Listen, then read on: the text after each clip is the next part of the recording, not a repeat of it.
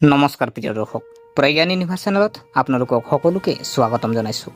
আজি আমি কন্যা ৰাশি নামৰ জাতক জাতিকাসকলৰ বাবে আগন্তুক সপ্তাহটোৰ প্ৰতিটো দিশৰ ওপৰত আলোচনা কৰিম।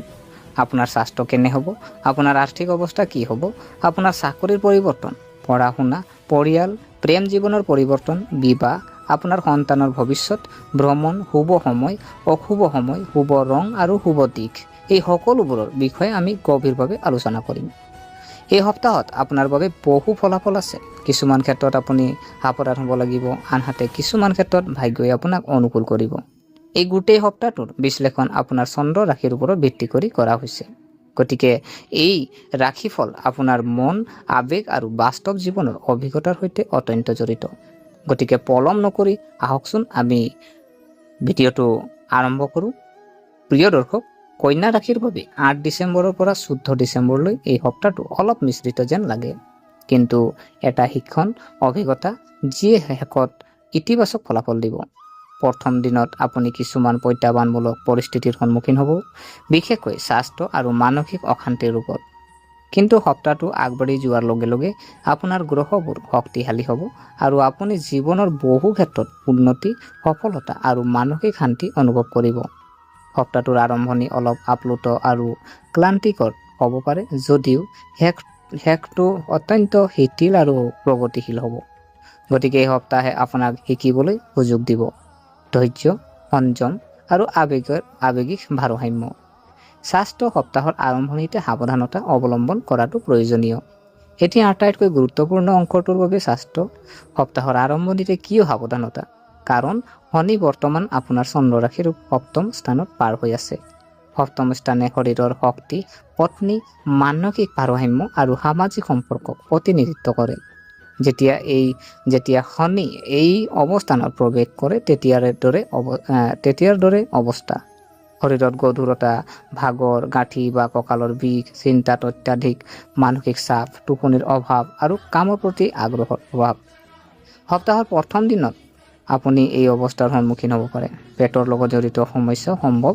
কন্যা ৰাশিৰ শাসক বুধ পেট আৰু পাচন তন্ত্ৰত শাসন কৰে।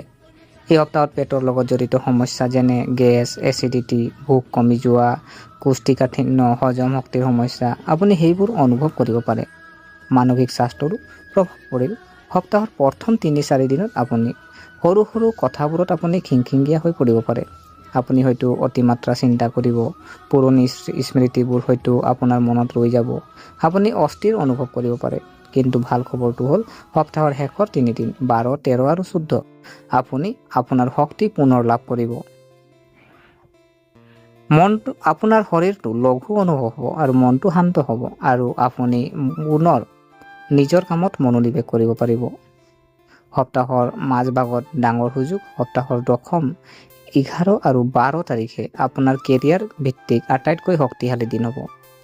এই দিনবোৰত এটা সাক্ষাৎকাৰ সফলতা, আপোনাৰ কথাটো এখন সভাত গ্ৰহণ কৰা হ'ব আৰু এজন জ্যেষ্ঠ বিষয়াৰ পৰা আপুনি প্ৰশংসা লাভ কৰিব। আপোনাৰ পুৰণি লক্ষ্য পূৰণি হ'ব, নতুন চাকৰিৰ সুযোগ আহিব। চাকৰি পৰিৱৰ্তনকাৰীৰ বাবে, যদি আপুনি চাকৰি সলনা কৰাৰ কথা চিন্তা কৰিছে, তেন্তে 10 তাৰিখৰ পৰা 14 তাৰিখলৈকে সময়ছোৱা শুভ হ'ব। যদি আপুনি আৰ্থিকৰ কিছুমান টিপছ আছে, যেনে ধৰি লওক, যিকোনো বিনিয়োগৰ আগত এটা সাৱধান সিদ্ধান্ত লওক। আৱেগৰ ওপৰত ভিত্তি কৰি ধন বিনিয়োগ নকৰিব। লোভ পৰিহাৰ কৰক। আপোনাৰ সঙ্গীৰ কথা ভালদৰে শুনক। নথিপত্ৰ পঢ়ি নোপোৱাকৈ আপুনি চহী নকৰিব। আৰু সপ্তাহৰ শেষ দিনত আপোনাৰ আৰ্থিক অৱস্থা সুদৃঢ় হ'ব। কেৰিয়াৰ আৰু চাকৰি যদি চোৱা, ডাঙৰ ডাঙৰ সুযোগৰ সৃষ্টি হ'ব। এতিয়া আপোনাৰ কেৰিয়াৰৰ কথা ক'বলৈ গ'লে, এই সপ্তাহটো আপোনাৰ বাবে অতি গুৰুত্বপূৰ্ণ বুলি প্ৰমাণিত হ'ব পাৰে। ষষ্ঠ স্থানত যিহেতু ৰাহু, এই অৱস্থানে ইংগিত দিয়ে যে কৰ্মক্ষেত্ৰত প্ৰতিযোগিতা কাম হ'ব আৰু আপুনি আনতকৈ ভাল প্ৰদৰ্শন কৰিব। আপোনাৰ বছ আপোনাৰ কামত সুখী হ'ব। প্ৰমোচন পোৱাৰ সম্ভাৱনা ভাল হ'ব। আপুনি হয়তো নতুন প্ৰজেক্ট এটা পাব। আপোনাৰ স্থিতি শক্তিশালী হ'ব। সপ্তাহৰ মাজভাগত এটা ডাঙৰ সুযোগ। কেৰিয়াৰৰ দৃষ্টিকোণৰ পৰা সপ্তাহৰ 10, 11, 12 তাৰিখে আপোনাৰ শক্তিশালী দিন। এই দিনবোৰত এটা সাক্ষাৎকাৰ সফলতা, আপোনাৰ প্ৰস্তাৱ এখন বৈঠকত গ্ৰহণ কৰা হ'ব। এজন জ্যেষ্ঠ বিষয়াৰ পৰা আপুনি প্ৰশংসা লাভ কৰিব। আপোনাৰ পুৰণি লক্ষ্য পূৰণ হ'ব। নতুন চাকৰি সুযোগ পাব। চাকৰি সলনি কৰিব বিচৰা সকলৰ বাবে যদি আপুনি চাকৰি সলনি কৰাৰ কথা ভাবিছে তেন্তে 10 তাৰিখৰ পৰা 14 তাৰিখলৈকে সময়ছোৱা হ'ব। ব্যৱসায় যদি চোৱা হয় সাৱধানে আৰু বুদ্ধিমান ৰূপে আগবাঢ়িব। ব্যৱসায়ত জড়িত সকলৰ বাবে এই সপ্তাহত আৰম্ভণিতে অলপ লেহেমীয়া, ক্ৰমান্বয়ে বৃদ্ধি আৰু সপ্তাহৰ শেষলৈকে লাভজনকতা ভাল কথা যেন লাগে। অংশীদাৰিত্বৰ বিবাদ নিষ্পত্তি কৰা। যদি আপুনি অংশীদাৰিত্ব আছে, আপোনাৰ সংগীৰ উদ্দেশ্য ভাল কিন্তু ভুল বুজাবুজিৰ সৃষ্টি হ'ব পাৰে। পাৰস্পৰিক আলোচনাৰ জৰিয়তে সকলো সমাধান হ'ব। সপ্তাহৰ শেষত ডাঙৰ লাভ। 12 তাৰিখৰ পৰা 14 তাৰিখলৈকে ব্যৱসায়ৰ বৃদ্ধি পাব। এই সময়ছোৱাত নতুন সামগ্ৰী ক্ৰয় কৰা, নতুন ষ্টক অনা বা নতুন চুক্তি কৰাটো লাভজনক হ'ব। পাৰিবাৰিক জীৱন যদি চোৱা হয় ধৰ্মীয় আগ্ৰহ বাঢ়িব আৰু এই সপ্তাহত আপুনি হয়তো অধিক প্ৰবল হ'ব। আপুনি যিহেতু দায়িত্ব, ধৰ্মীয় কাৰ্যকলাপ, পূজা, মন্দিৰ ভ্ৰমণ বা কোনো ধৰ্মীয় অনুষ্ঠানত অংশগ্ৰহণ। ইয়াৰ ফলত ঘৰত শান্ত আৰু ইতিবাচক পৰিৱেশ সৃষ্টি হ'ব। পৰিয়ালৰ ভিতৰত সন্মান বাঢ়িব। আপোনাৰ এটা ভাল কথা হ'ল এই সপ্তাহত আপোনাৰ পৰিয়ালে আপোনাৰ কথা শুনিব। আপোনাৰ পিতৃ মাতৃয়ে আপোনাৰ কামৰ শলাগ ল'ব। ভাই ভনীৰ লগত ভাল সময় পাৰ কৰিব।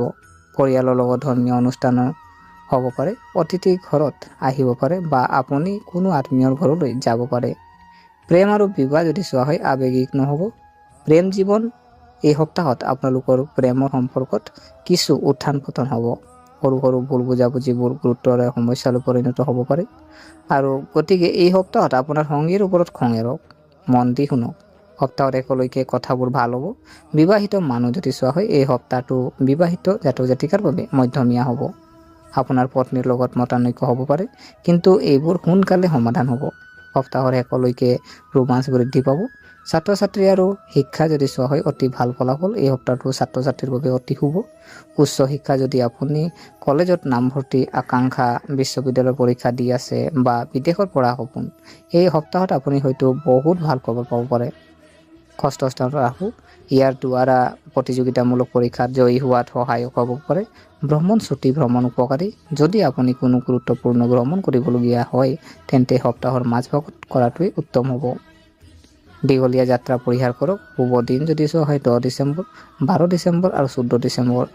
আৰু শুভ ৰং যদি চোৱা হয় সেউজীয়া আৰু পাতল নীলা। আৰু ভাগ্যৱান দিশ যদি চাওঁ উত্তৰ দিশ আৰু আপোনাৰ উত্তৰ পূব। সপ্তাহৰ মানসিক বিশ্লেষণ যদি চাওঁ এই সপ্তাহত আপুনি কেতিয়াবা শক্তিশালী অনুভৱ হয়, কেতিয়াবা ভাগৰুৱা হৈ পৰিব, কেতিয়াবা মানসিক চাপত, কেতিয়াবা সুখী, কেতিয়াবা বিভ্ৰান্তি, কেতিয়াবা শান্তিপূৰ্ণ। অৰ্থাৎ গোটেই সপ্তাহটো আৱেগিক উত্থান পতন হ'ব কিন্তু সপ্তাহৰ শেষত অতি সুখদায়ক হ'ব। আপুনি পাৰিলে কিছু প্ৰতিকাৰ কৰিব পাৰে যেনে দৈনিক 41 বাৰ ওম নমঃ নাৰায়ণ জপ কৰক। এই মন্ত্ৰটোৱে মানসিক চাপ দূৰ কৰিব আৰু স্বাস্থ্যৰ উন্নতি ঘটাওক। আপোনাৰ চাকৰি আৰু ব্যৱসায়ত সফলতা আনিব। আপোনাৰ পৰিয়াললৈ শান্তি কঢ়িয়াই আনিব। লগতে সন্ধিয়া এটা বন্তি জ্বলাওক। তুলসী গছত আপুনি এটা বন্তি জ্বলাওক আৰু প্ৰতিদিনে এজন দুখীয়া মানুহক আপুনি অলপ সহায় কৰিবলৈ চেষ্টা কৰক। প্ৰিয় দৰ্শক, গতিকে এয়া আছিলে আপোনাৰ এই সপ্তাহৰ সাপ্তাহিক ৰাশিৰ ফলাফল। গতিকে আশা কৰিছোঁ আপোনালোকে এই ভিডিঅ'টো চাই ভাল পালে। যদি এই ভিডিঅ' আপোনাক কিঞ্চিত মানুহ লাভান্বিত কৰিলে তেনেহ'লে ভিডিঅ'টো লাইক কৰিব, শ্বেয়াৰ কৰিব, কমেণ্ট কৰিব আৰু আমাৰ চেনেলটো যদিহে ছাবস্ক্ৰাইব কৰা নাই অনুগ্ৰহ কৰি ছাবস্ক্ৰাইব কৰি আমাক উৎসাহিত কৰিব বুলি আশা থাকিলে পুনৰ লগ পোৱাৰ প্ৰতিশ্ৰুতিৰে আজিলৈ আমি বিদায় মাগিলোঁ। ধন্যবাদ।